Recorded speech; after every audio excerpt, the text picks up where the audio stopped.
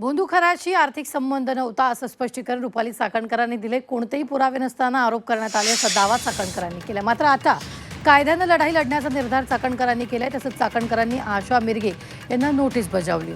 खरात प्रकरणी आशा मिरगे यांनी चाकणकरांवर गंभीर आरोप केले होते। खरात प्रकरणात चाकणकरांना अभय मिळाल्यानं त्यांना कॉन्फिडन्स वाढला असावा असा टोला आशा मिरगेंनी लगावला।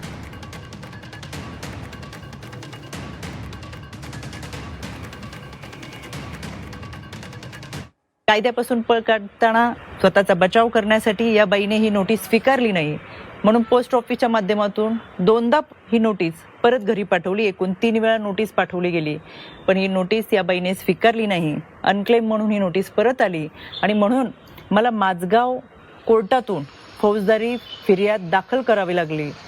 माननीय न्यायालयाने याची दखल घेऊन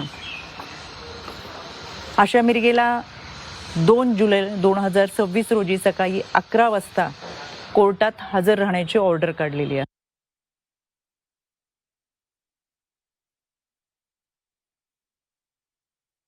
त्यांच्या पैसे देऊन घेतलेल्या वकिलाची नोटीस माझ्याच्यानी रिसीव्ह करणं झाली नाही आणि त्यामुळे कायद्यापासून माझा बचाव होतो हा गैरसमज नाही।